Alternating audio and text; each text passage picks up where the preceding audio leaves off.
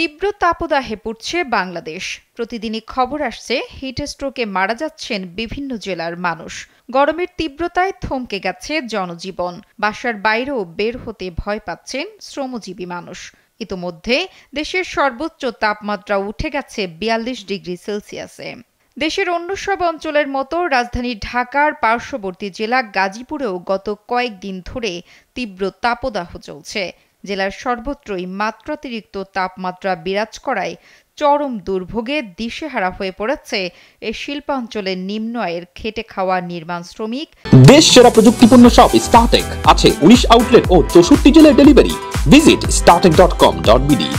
স্থানীয় পরিবহন শ্রমিক, রিকশা চালক, ভ্যান চালক সহ খেটে খাওয়া অন্যান্য দিনমজুররা। সমস্যার মধ্যে পিচ গইলে গেছে, পিচ রাস্তা দিচ্ছে গইলে জায়গা চাকা একটা করে এটার সমস্যা। তেমনি কালিয়াকৈর থেকে মামলাপুর রাস্তা গরমে রোদ্রে সূর্যের তাপে পিচ তেল রাস্তা একবারে হয়ে গেছে, একবারে অ্যাক্সিডেন্ট হওয়ার সম্ভাবনা আছে, তেল স্লিপ করব। চলমান তীব্র তাপদাহে গাজীপুরের অন্তত 10টি পয়েন্টে সড়কের পিচ ঢালাই উঠে গেছে। তীব্র তাপদাহে সূর্যের প্রখর তাপে এ অবস্থার সৃষ্টি হয়েছে। সড়কে চলাচলকারী বিভিন্ন যানবাহনের চাকায় পিচ লেগে যাচ্ছে বলে জানিয়েছেন চালকরা।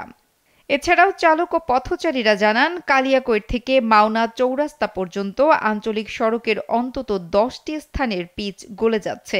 এখানে হইতে পারে পিচে আপনার অতিরিক্ত গরম এই কারণে ঢুকতে পারে। একটা হলো আপনার পিচটা এটা নর্মাল পিচ হইতে পারে, মাল খারাপ দিছে এটা।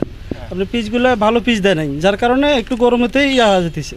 এ সড়কের মেদিয়াশুলাই, চেয়ারম্যান বাড়ি, পাইকপাড়া সহ আশেপাশের এলাকায় বেশি সমস্যা দেখা গেছে। তবে স্থানীয় লোকজনের দাবি, নিম্নমানের কাজ হওয়ায় একটু গরম পড়তেই সড়কের পিচ উঠে যাচ্ছে।